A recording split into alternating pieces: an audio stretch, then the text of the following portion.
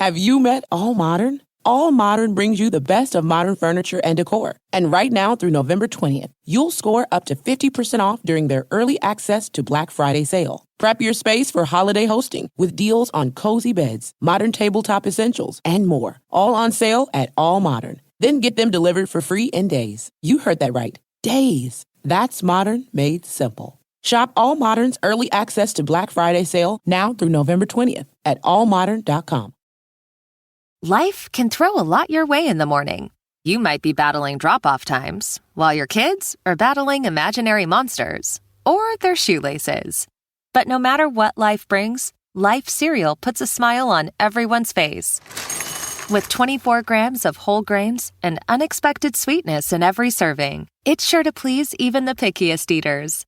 Help start your mornings with Life cereal. I really love my life. Did you know that parents rank financial literacy as the #1 most difficult life skill to teach? Meet Greenlight, the debit card and money app for families. With Greenlight, you can set up chores, automate allowance, and keep an eye on your kids' spending with real-time notifications. Kids learn to earn, save, and spend wisely, and parents can rest easy knowing their kids are learning about money with guardrails in place. Sign up for Greenlight today at greenlight.com/podcast. Dougie. Sam. Today we're talking £100 million men, and one £100 million man in particular. I gave myself a tongue twister to kick us off. It's Moises Caicedo. A British record transfer that takes Moises Caicedo from Brighton to Chelsea for £115 million. You said it for Declan Rice. You paid £105 million. I'm expecting level. Moises Caicedo is a flop. I'm going to make out Moises Caicedo's £110 million flop. Since December, he's been good. Since this season under Maresca, he's been a monster. When Caicedo can produce on a consistent basis, he will be one of the most elite midfield players in the league. Caicedo, is he going to try and beat him from inside his own half? Moises Caicedo!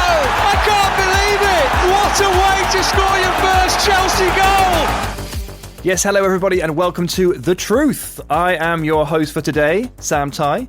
Joining me is Dougie Critchley. How are you, Dougie? I'm very well indeed. Nice to see you, Sam. Very good. And of course, producer Jack Collins is on board, freshly back from a lovely little Iberian jaunt, would it be? It was indeed, yeah. Went to some fun games. I went to see Deportivo La Coruña play at the Azor, which was cool. I went to see Porto play at the Dragao. And I went to see Boavista play Moirenense. Did you see any of your family members during this trip? Well, my family members don't live there, but Lucy's do. So, no, I didn't see any of mine, but I did see some of Lucy's family, yes. You hid in various football stadiums around Portugal. I dragged my fiancée to some very strange games, yes. That's exactly what happened. But you went to Porto on your own? I went to Porto on my own. I respect that Good a call. lot. Very exciting. Very exciting. I got to see Samu in the flesh. Like, these are exciting times. These are exciting times. Right, before we get on to today's topic, which is going to be Moises Caicedo, I just like to take a little look back at last week's episode for Kai Havertz, which I was really, really pleased with and really proud of. I thought it was one of our best discussions. And we got a really nice message on it from Teddy of Rank Squad fame that I just wanted to bring to everyone's attention because I think it's a great comment. He drew a really good parallel between Havertz and Roberto Firmino. Now, this is one that I think I've drawn in the past. I've definitely compared them in the past. But we didn't mention Firmino once during the episode. And I think there's a very simple reason for that. It's because once a player goes to Saudi Arabia, they literally exit my brain on a permanent basis. And I just completely forget they exist. So apologies for not drawing what is a perfect comparison between Havertz and Roberto Firmino. And specifically what Teddy said is this. Firmino's goal and assist per 90 output is almost identical to Havertz's. And they are both elite out of possession players. Obviously, Firmino is better than Havertz because he performed that role at a very high level for the better part of a decade. That's true. But it's a good and useful comparison, and it brings up a good question. Can you be an elite striker if you do not outperform your XG, which Firmino rarely did during his career, and Kai Havertz doesn't often do either? Now, we're not going to go into that all again. That was the debate for last week, and we have a fresh debate here. But I thought that was really pertinent, and I wanted to give it a shout out. I thought it was really good. Yeah, I think it's a very good point. Firmino, I think maybe peaked at sort of 17, 18 league goals, which you could definitely see Havertz maybe getting to this year if he continues on current trajectory. It was a really nice reaction to the podcast, actually. I feel like it made a little wave on social media as well. And people seem to enjoy it. And the aforementioned Matt, who I referenced as thinking Havertz was rubbish, chimed in and called him the German El Younussi. So we got the exact reaction. Something's never changed. But we thought we would get. But topic today is Moises Caicedo. Dougie, I've never actually asked you what you think of Caicedo and what you have made of him since his arrival. So I think a very good podcast host would probably start with that question. Yeah, I think it's a good question. I think a lot of people have differing opinions on Moises Caicedo, although I would say they're becoming more uniform in the last 6 months, let's say. I think it's easy to forget that Moises Caicedo is only 22 now. Yeah. You know, he signed for Brighton after 31 appearances in Ecuador. You know, he was quickly then loaned to Belgium, but that only lasted 6 months. And he only ever started 42 league games for Brighton. He then becomes a £115 million player. And that was always going to result in some teething problems. And I think we have seen some teething problems, but I think we are moving towards the light at the moment. Yeah, it's astonishing how little football he's played for someone of his reputation. And also the disparity between how many career club games he has and how many caps he has for Ecuador. We're not saying that Moises Caicedo has rarely taken to the pitch, because he's been pretty ever present on our screens for the last two years, two and a half years, whatever it is, for Brighton and for Chelsea. But for someone who is still not that far into his professional career from a club perspective, he has 50 caps for Ecuador. He recently hit the 50 mark. This guy's going to play 150 games for his nation. This is an incredible marker to reach, or one that he could reach. So always good to keep that in mind, and good to keep in mind as he is now 22, which means he was 21 when he signed for Chelsea for such a big amount of money, and it does take its toll. We'll get to all that in a moment, maybe the rocky start, some of the conversations he had and some of the quotes from him. But what I do want to say is what kicked this off. Actually, no, that's not true, because I had already technically planned this podcast before the weekend, but there was a lovely tweet from Squawka. Actually, they're posts nowadays. Ever reliable. Yes, Squawka posted the following after Chelsea's win over Newcastle on Sunday. Moises Caicedo made 7 interceptions against Newcastle, the joint most of any player in a Premier League game this season. He is the first Chelsea midfielder to make 7+ interceptions in the league game since N'Golo Kante in 2018 against Tottenham. Now, from what I can tell, Opta's re-review of the game, they live score games and then they re-review them. Unfortunately, that number has dropped to 6. They took an interception off him on the review, which is not fair because it ruins the post. But he did also chip in with 3 tackles. So I think it's fair to say, regardless of the eventual number, this is a very big shift from Moises Caicedo, Dougie, and it hardly feels like the first time he's taken over a game like this. Yeah, absolutely. I think during his time last year, there was question marks about him and Enzo Fernandez at the same time. It feels like their midfield now is a little bit more settled. And I think he is giving the sort of platform for the likes of Cole Palmer, Nicholas Jackson, who have got such a great relationship really building, Noni Madueke in front of them as well, to really cause some damage. And I think Jadon Sancho's kind of hit the ground running more than people expected. I think Pedro Neto's had an impact as well. And so much of it comes from the base and the security that Moises Caicedo is now offering in front. And I think Ryan Gravenberch may be aside. I don't really think there's been a better defensive midfielder in the Premier League this year. And who'd have thought that this time last year, where he was making regular mistakes early on in his Chelsea career? Yeah, let's nip back to that opening to his Chelsea career, actually, before we launch into just how brilliant he's been in, let's say, 2024, because it did start off pretty badly. He wasn't ready for the first game of last season, which was Chelsea's draw with Liverpool, where I thought they looked very lively. I actually thought they looked really good in midfield. Distinctly remember watching that game from a hotel bar in Toronto. I was stuck in Canada for the opening weekend of the season, which I was not particularly happy about, but the scheduling was not up to me. But I watched that game and I thought, I can see how Caicedo drops into this midfield, the way Enzo is playing, and they could run riot together. It didn't really happen, and his debut was really bad. They lost 3-1 to West Ham. He came on, they were chasing the game, he gave away a penalty, he lost the ball a lot, and there was a lot of suggestions that he was going to be a big flop. Although, to be fair, at the time, Kai Havertz was being seen as an even bigger flop. So, it was 3 or 4 games into the season at that point. We don't draw conclusions from that point, but he was right up there, right front runner in a lot of people's minds. And he talked about this. He said, the beginning was tough for me. You are a big club, the price of the transfer, you always have to win every game. It was tough for me because when I was in Brighton, there was less pressure. At Chelsea, it is different. I felt a lot of pressure. Bear in mind the fee. Bear in mind he's 21 at this point. probably sub 100 games in his club career, having moved to Europe a handful of years beforehand from Ecuador. Like, this is a lot to take on. So for him to, I'd say, work his way out of this funk pretty damn quickly is a real feather to his cap. And I think he got better and better over the course of last season.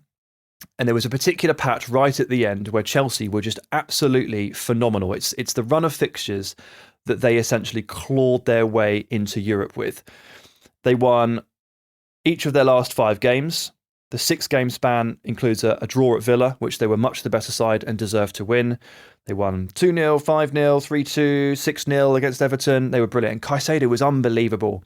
And of course, it's the game at Villa Park that's going to stick strongest in my memory. But I remember watching him thinking, Villa can't get the ball out of their own third here. And it's because of this one guy who was just trapping them in. And Caicedo that day, 5 tackles, 4 of which were in the attacking third. That's why I personally felt so suffocated, let alone the team. Incredible stuff from Caicedo.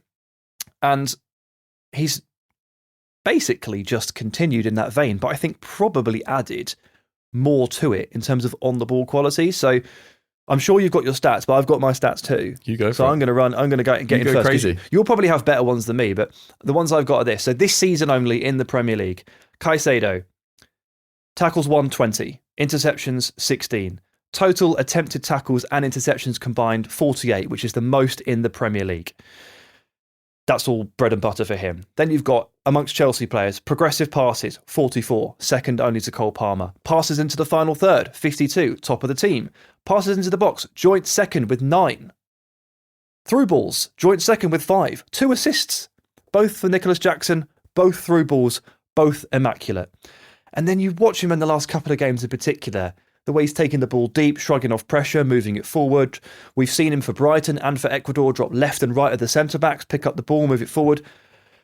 The only thing he doesn't do, Dougie, is score goals, although he did score from like the halfway line last year. So when he does score, he does it with a real flourish. Generally speaking, there is one thing that he does not do, and I think for the most part, he does everything else. Yeah, no, he definitely does everything to a really, really high standard now. And it feels like, which we'll come on to, I think, during the course of this podcast, he's now covering for the deficiencies of Enzo Fernandez and actually kind of doing what Enzo Fernandez is supposed to do to a better level than Enzo Fernandez has really done in the Premier League so far.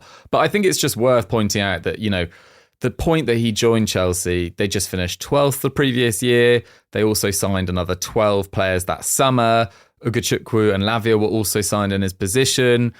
Enzo Fernandez hadn't been there long. That move hadn't really worked out. And the pressure was on this guy that was wanted by Jurgen Klopp's Liverpool to instantly come in and elevate the levels of this team. And I think he did by the end of the season, as you point out. But on reflection, we shouldn't have really been surprised that it was a slow first 6 months for him and the team, I think. And that deserves a lot of credit, to be honest, with the level of experience that he had to go in there and start to justify that price tag. And look, I don't think defensive midfielders should ever really cost over £100 million, but that market was already kind of done. Enzo Fernandez, who's much more of an all-round midfielder, he'd already gone for that. Declan Rice went that summer. And so Brighton could kind of set their price where they wanted to. And I think it went up from about 60, 70 all the way up to 115 because there was the interest of Liverpool as well. To turn down Liverpool at that particular moment, fascinating decision, to be honest, given the security that he would have had there, the lack of change in midfield compared to Chelsea, the previous few seasons, what they'd done under Klopp compared to the kind of chaos of the early Boehly reign. So it felt like a huge decision. And so far it has been justified, or it looks like it's going to be justified long term. And he's now starting to sort of earn back that trust. And in terms of some stats, you covered you covered them pretty perfectly. I covered the ground just like Caicedo. You definitely did. But just sprinkle a couple more in there. So of the players to have attempted 20 plus tackles this season, only Nusayr Mazraoui has a better tackle completion rate. Okay. And his is at 72%, which I think is really impressive.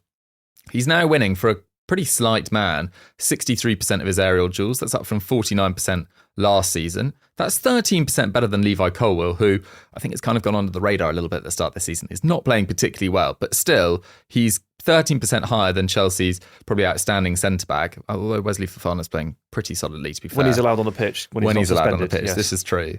And he's at 0.17 expected assists per 90, so roughly an assist every 5 games, which is the same as Christopher Nkunku and more than Nicholas Jackson. So you're now looking at a player that is got the mobility, crucially, that Enzo Fernandez possibly doesn't bring to the table, that has got the defensive nous that potentially Enzo Fernandez doesn't bring to the table, and is becoming an increasingly comfortable player on the ball as well. And I think he's close to becoming if he wasn't already, a very, very good all-round midfielder. And you mentioned the lack of goals.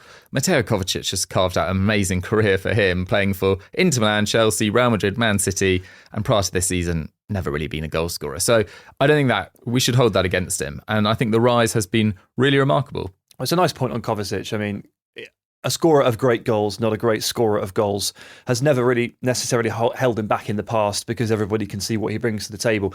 It does give you a decision to make because it means that if you're a player like Caicedo or like Kovacic and you have such obvious qualities but one clear deficiency, you do have to make up those goals elsewhere. So it does need to be on your mind when you're building the team around him. And to be fair, Enzo Fernandez does chip in with goals, and it's not like Chelsea are particularly short of firepower, but it's always something you have to keep in mind tactically. When you put Caicedo in midfield, if you put a partner with him who also doesn't really score, you do have to make concessions elsewhere. Now, Lavia doesn't really score many goals, so they obviously have to build through the team and they have to figure that one out. Luckily, they have this guy called Cole Palmer who sort of just does whatever he wants, whenever he wants, so it's okay. And Caicedo, to his credit, has an obvious connection with Nicholas Jackson. So it sounds like, more or less, you might not be as major a fanatic of Caicedo as me, but you're clearly a big fan. You're clearly appreciative of his qualities. I like him. I like the turnaround. Yeah, I don't go any further than that at the moment. Do you think that the whole scope of what he does is actually recognised by enough people? Do you think he gets the credit he deserves? Well, we've just seen last night, as we record this, Rodri win the Ballon d'Or, and I think he's only got into Ballon d'Or contention because he started adding goals and assists to his name. Yeah. And it feels like actually Rodri had a better individual season the year before when City won the treble, and a lot of that was down to injuries. And obviously the importance to that City side was shown when he was out of the equation through suspension or injury last year, and it's shown at the start of this year where they don't look sort of at City level, at least at peak City level. They never do in October, mate. Well, exactly. We know what happens in February. But it does take a while for people really to give credit to a shuttling, intelligent defensive midfielder whose main attributes are sort of intelligence, positional awareness, nous, combativeness, that sort of thing. I don't think it's ever going to win awards, but it's really crucial to the functioning of a team. And I think it's no coincidence that when Caicedo is now playing at this level, the players in front of him are now starting to click. And it does help also with the settledness, if that's even a word, of this side from Maresca. And he has said in interviews that this Maresca system reminds him of the system he was playing at Brighton. And I think it's also helped by Cucurella inverting into midfield. That's giving him a lot more freedom to kind of drive forward when he wants to, but it's giving them a little bit more defensive assuredness. And then it then ends up with this question of who plays alongside him. And I think Lavia, when he's been on the pitch this year, has again shown a huge improvement. Mm-hmm. Yeah, Lavia is really good. I mean, he was always really good. But he's never on the pitch. Never fit. So he missed basically all of last season and, stepped in this season, immediately got injured. Got a month out with a tissue injury and has just come back in. They're obviously having to be really, really careful with him. I thought he was playing really well against Liverpool, but they had to take him off after 58, 59 minutes, whatever it was. And people go, oh, why'd you do that? You know why.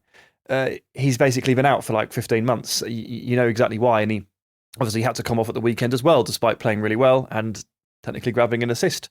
So they've got to be very careful with this balance. But the guy always there, always chugging along, always making the clock turn is Moises Caicedo, doing just about everything other than scoring. It leads me to wonder like what more he needs to do to actually get the recognition that I think he deserves. But I think we've kind of landed on the answer, which is to score goals. Not really his game. Hasn't been. It doesn't mean that he can't grow to that point, but that's not part of his game, and I don't think it should have to be. But when you talk about the recognition that he deserves, do you mean getting into PFA Player of the Year contention? Do you mean Team of the Year contention? Do you mean a Ballon d'Or nomination? What sort of thing are you looking for that you think he could potentially deserve either now or in the future. Yeah, so I think where I'm coming from with that is that when I ask people about Chelsea performances or Caicedo or whatever, or when I gauge the narrative on Twitter, I don't really see that many people going, "Wow, he was brilliant," or "Wow, he's having a hell of a season." I don't think I see it. Now, I don't see everything, but I like to think that my timeline is a pretty fair gauge of the narrative of football. And I'm just not convinced people are figuring out or realising, or worse, maybe people are refusing to accept, because there is a part of this where, there's some bad will towards Chelsea, and the model, the way they've accrued players, and he's part of that. He is one of the poster boys of the transfer model that a lot of people really have a lot of disdain for. So maybe there's an inbuilt sort of unconscious bias there.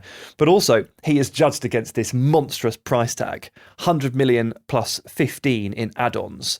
It set a British record when it happened, and it was only... it was quite hot off the heels of Enzo Fernandez setting a British record. So there was a lot of pressure on this. And I just wonder what on earth a player can do to live up to £100 million worth of price tag if he doesn't score goals. Like, what chance does he have? So I found myself asking, well, is he playing like a £100 million player? It's not even a fair question. Have you seen how the £100 million players played, Dougie? It's not a great list. They were all rubbish. Honestly, they're rubbish. And I've got the top 15 here. Neymar, 222, didn't really go to plan. He was quite good, though. He was really good.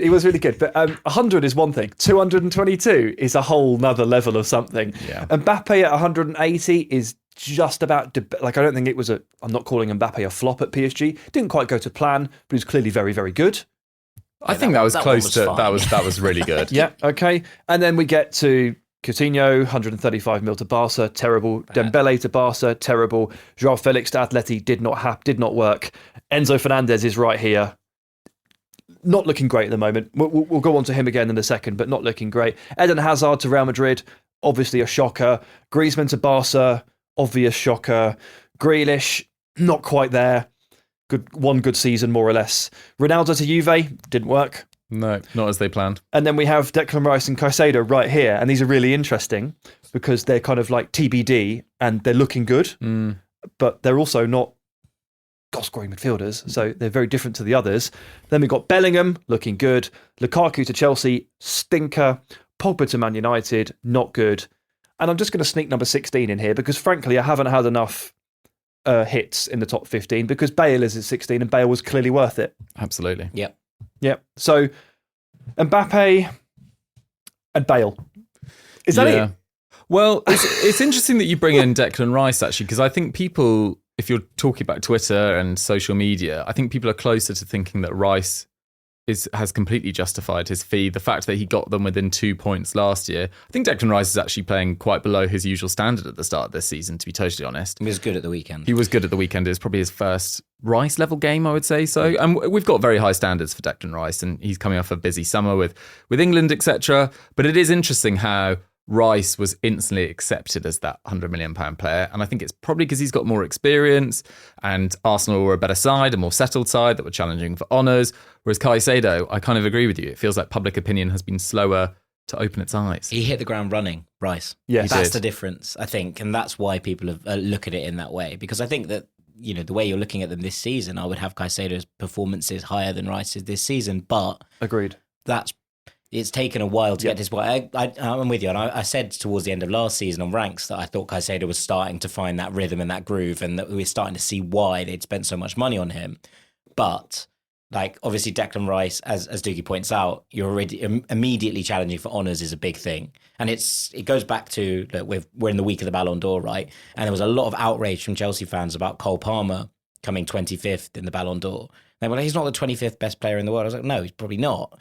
But the point is that Cole Palmer didn't win anything last year, and that's one of the voting criterias of the Ballon d'Or, right? So whether you think that's right or not is kind of a separate argument. But if you are in these conversations, and I suppose that's where this conversation is going about Caicedo, if you want to be recognised in those stratospheres, you have to be in a team challenging for honours. And so far, he hasn't been at pretty much any point. Yeah, nowhere near. Absolutely nowhere near, unfortunately. But there's time on his side at 22, and we are all kind of presuming here that Chelsea... Yeah, Chelsea look good. They've faffed around a bit, but... A fair bit. But ultimately, they have bought some really good players. And eventually, when you just buy really good players, like it will fall into place, especially when you have two of your hits are Caicedo and Cole Palmer. Like that's the spine of something really, really good, no matter what the edges look like. So in the future, when Chelsea are resurgent, and I'll like cards on the table right now, I'd have Chelsea probably favourites for fourth. I think they look better than Villa. And also, if they don't win the Conference League, it's a bit of a sort of bizarre True. travesty. Something's gone desperately wrong. And like this is from someone who has stocks in Betis and Fiorentina, right? Who I both think are playing quite well at this point. But with this squad, if Chelsea don't win the Conference League, something has gone dreadfully wrong. Do you think they'll unleash Cole Palmer in the knockouts? Who knows? They shouldn't need to. They probably will. They'll probably register him this time at least. He's not even registered. I know. He can stay at home. Can't even be bothered. Caicedo doesn't. He can't get up the Ballon d'Or chart unless he's in the Conference League squad. That's exactly right, yeah. So maybe it starts to take shape a little more as Chelsea get their act together and start to challenge at the sharp end once again. And maybe that's, as you say, the public perception, the drag on it will bring him into that. But we all like to be ahead of the curve. And I'm just going to sit here and tell you all that Moises Caicedo is playing at a very, very, very high level, has been pretty much since March. And if you haven't realised that, don't worry about the slow start. Don't worry about the flop talk earlier last season. Like, get on board. Caicedo has been unbelievable. At T. Rowe Price, our curiosity lights the way to help you plan ahead for what matters to you most. Work directly with us, and together we can help uncover the right investments for you at every stage of your life, whatever your goals. That's the power of curiosity. Better questions, better outcomes. T. Rowe Price. Invest with confidence. Visit troweprice.com/investdirect to learn more. Ready to start talking to your kids about financial literacy? Meet Greenlight, the debit card and money app that teaches kids and teens how to earn, save, spend wisely, and invest with your guardrails in place. With Greenlight, you can set up chores, automate allowance, and keep an eye on your kids' spending with real-time notifications. Join millions of parents and kids building healthy financial habits together on Greenlight. Sign up for Greenlight today at greenlight.com/podcast. The concern is not for Chelsea, is not with Caicedo. The concern is now with one of the other names that I mentioned on that list of players that have cost 100 million or more. It's his presumed midfield partner, Enzo Fernandez. Unfortunately, he isn't really his midfield partner. I'm going to take us back to the back end of last season again, that run of games that Chelsea went on to actually get into the Conference League, which is just about when Enzo Fernandez got injured. So if you remember, it was April 2024. Enzo Fernandez missed the 6-0 home win against Everton due to pubalgia, isn't it? I don't know how to say that word. Pubalgia? I've seen that written down. Yeah, it's something in your pubic bone, isn't it? Yeah, we had aggravation in there. And basically, Chelsea's season looked done and he wanted to be fit for the Copa. I say fair enough. I'm not criticising him for that at all. But he missed the 6-0 win. Next game was Arsenal. He kind of got brought back in for that one. That's a big one. They lost 5-0. He lasted 67 minutes and then he was shut down for the season for surgery. They then battered Villa but drew 2-2 and then won 2-0, 5-0, 3-2, 2-1 and 2-1. 5 wins in a row, unbeaten across 6, and they got into the Conference League. Caicedo was absolutely phenomenal during this period when Enzo Fernandez was not there. Now, this season, obviously a couple of injuries here and there with Romeo Lavia too, but it seems to be that the pattern that Maresca has settled on is that when Lavia is fit, he will partner Moises Caicedo and Enzo Fernandez will actually sit out. Fernandez has missed a couple of games this season and he's missed the last 2. He's been fit for them, but he hasn't been chosen to play midfield against Liverpool and Newcastle. 2 of the harder fixtures, 2 of the most intense midfield battles you can face in the Premier League. And Enzo Fernandez has been on the bench. During that time, he started against Panathinaikos with Mudryk and Renato Vega. They did quite well in that game, to be fair to him. Yeah. Of course. But it's not a good sign, is it? When you get stuck with those guys. Yeah, Enzo's Conference League Enzo now. Yeah, it's a bit of a concern. And the ongoing worry for Chelsea is they need to figure out how to play this effectively £200 million midfield pairing together. And after 15 months and 2 managers, they still actually haven't figured this out yet. And I was reading on Sky Sports, Chelsea's win percentage with Enzo is very poor. Did you see this? No. It flashed up during the game, and it's on an article on the website. This will be one game out of date now. But Chelsea have played 66 games now with Enzo Fernandez, and their win rate is below 33%. Wow. In the 19 games that he hasn't played, they've won 16 of them. 85% win rate, more or less. I know that this is very basic level stuff, and it's not all to do with Enzo.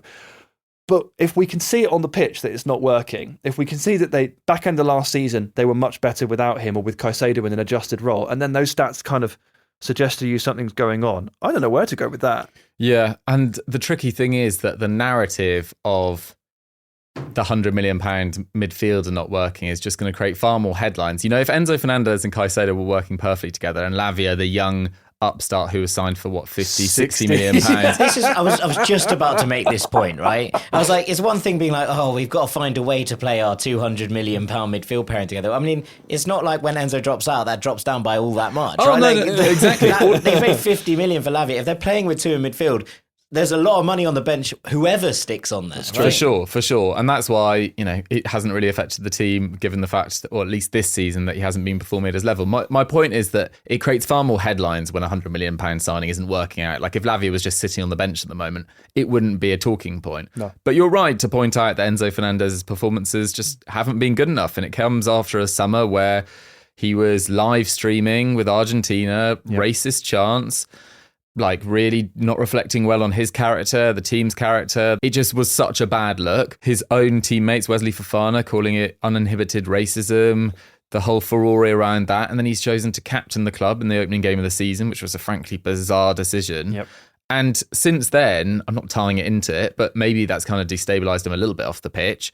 And then on the pitch, I just don't think he's really turned up this season. His touches per game have dropped by over 20 per game.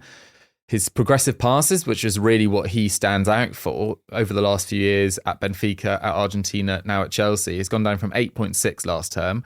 Anything above 7, 6.5 is really good. It's now at 5.4, and that's his USP. That's his selling point. That's not really good enough. His passes into the final third have dropped.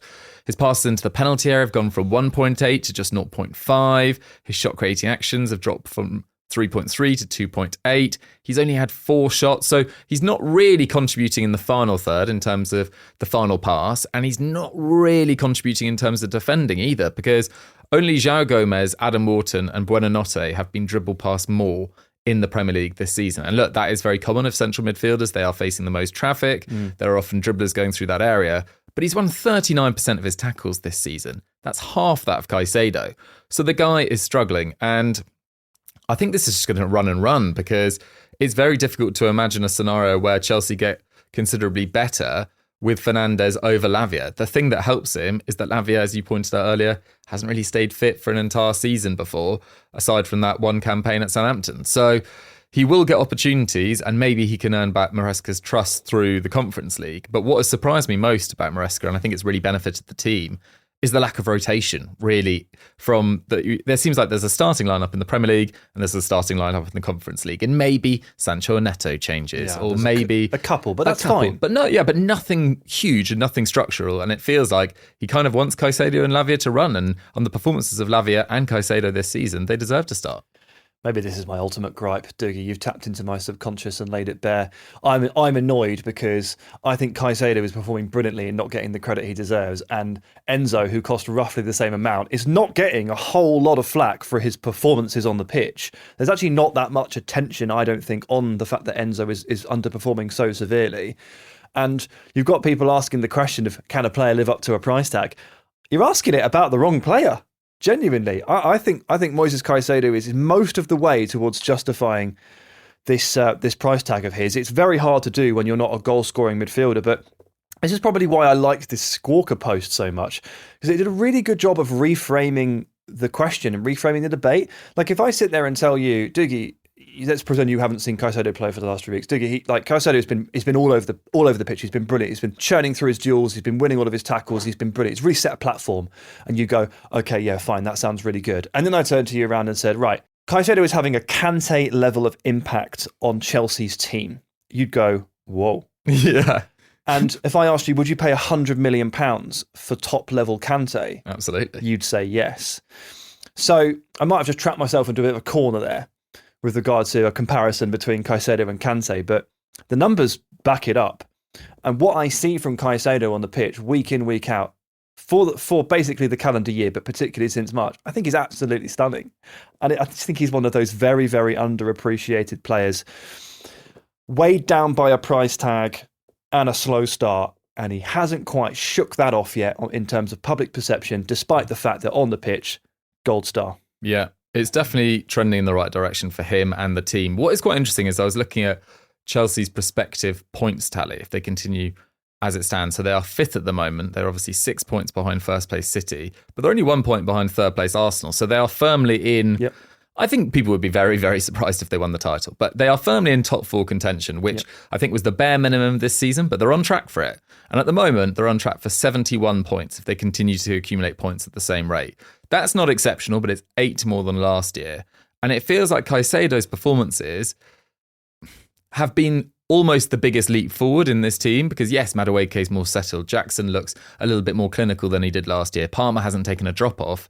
But in terms of what I see in terms of who's taken the biggest improvement from last year to this, and I include the final 3-4 months of last year in that as well, I think Moises Caicedo is making the biggest difference to this side right now, and why I'm pretty confident that they could finish 4th. And given the chaos that's gone on around Chelsea at the moment, having someone with that calmness, in and out of possession, in the middle of the pitch, that you can kind of base the rest of your side around is absolutely crucial. And I think Enzo Maresca has done a really excellent job so far, despite a lot of people, including myself, maybe doubting whether he had the experience to manage this.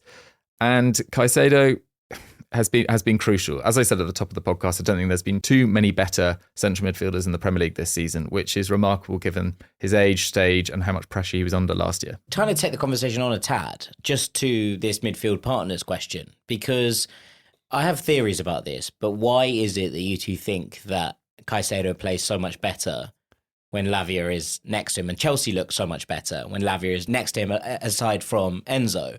Because on paper, Enzo and Caicedo, the kind of deep-lying passer and the midfield destroyer, is a very traditional sort of double pivot setup. I'm intrigued as to kind of theories on why. So there's not one single answer I think that can answer this question, because the situation for Chelsea at the end of last season, the much referenced patch of games where Enzo Fernandez was injured, is different to what Chelsea are doing now because there's different managers. But let's go back to that patch where Enzo was injured and Caicedo just became an absolute machine.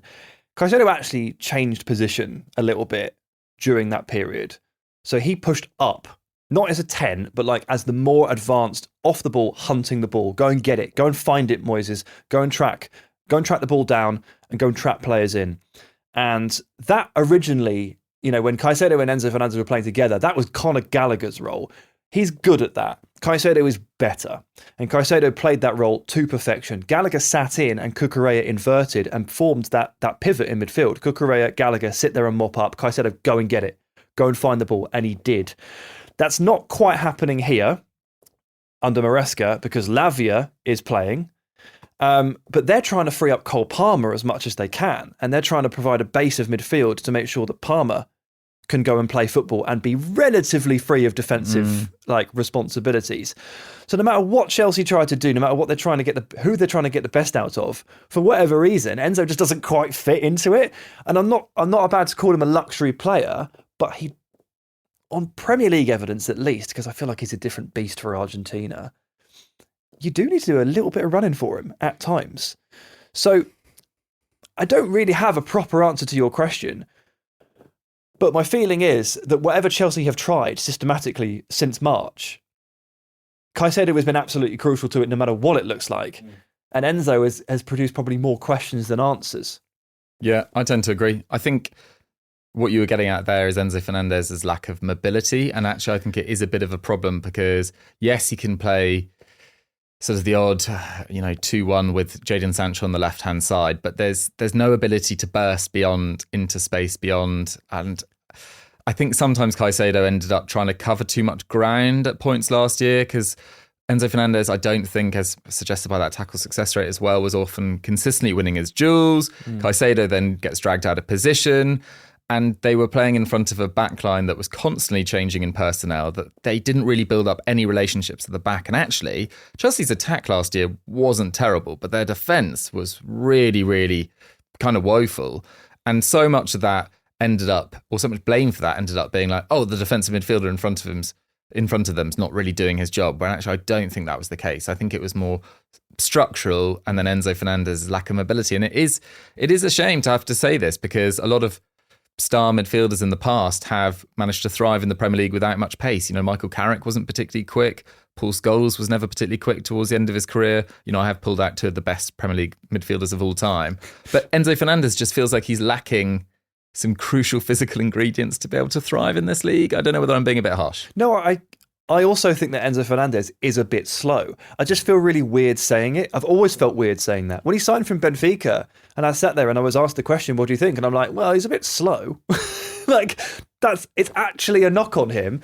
And I guess we're sat He's here. slow over 10 yards. Yeah. I think this is it. When you have small, diminutive players, and I'm going to put out Ricky Puig here just as an example, but Ricky Puig is incredibly fast over 10 yards. Yeah. So despite the fact he's diminutive and lightweight, he kind of has that ability to shift out of the reach of opponents or shut someone down in really close succession because he can move so quickly. Yeah. Us dwarves are natural sprinters, etc., etc. But there is that level of that doesn't exist in Enzo's game. And to kind of take that point on, I wonder if there is something in Caicedo's game that is freed up by the fact that he plays next to Lavia, because he is not having to check left, right and centre to see where Enzo is next to him, because he knows that Lavia is more than capable of winning his duels. So if Caicedo goes hunting, as you pointed out, as he did such success last year, he knows that the entire side is not left exposed behind him because Lavia can cover that. Now, Lavia and last year that was obviously Gallagher and Cucurella, and they did it very well. But this is the thing, with Enzo Maresca's system, wanting a number 10 in there rather than a midfield 3,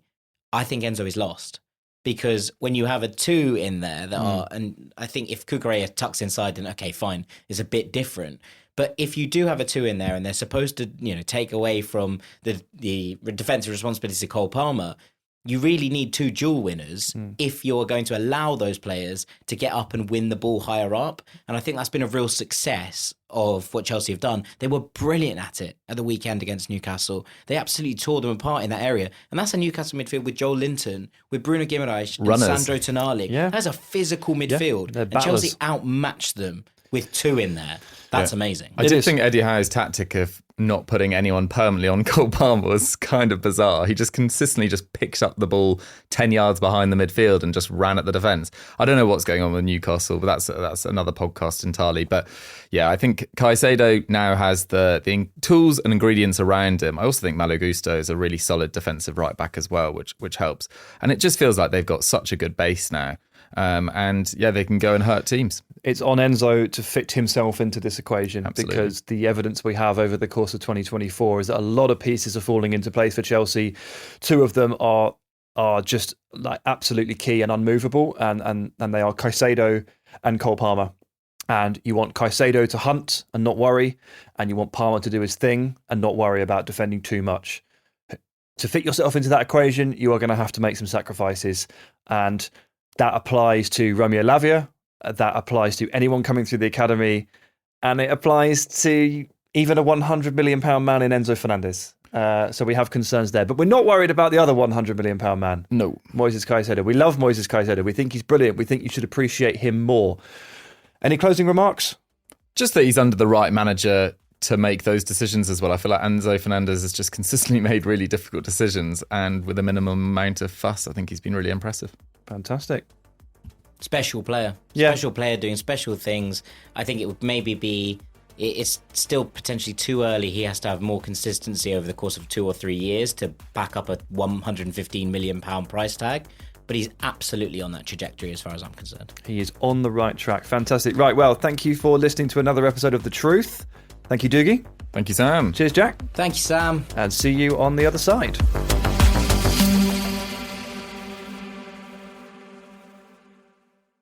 Did you know that parents rank financial literacy as the #1 most difficult life skill to teach? Meet Greenlight, the debit card and money app for families. With Greenlight, you can set up chores, automate allowance, and keep an eye on your kids' spending with real-time notifications. Kids learn to earn, save, and spend wisely, and parents can rest easy knowing their kids are learning about money with guardrails in place. Sign up for Greenlight today at greenlight.com/podcast.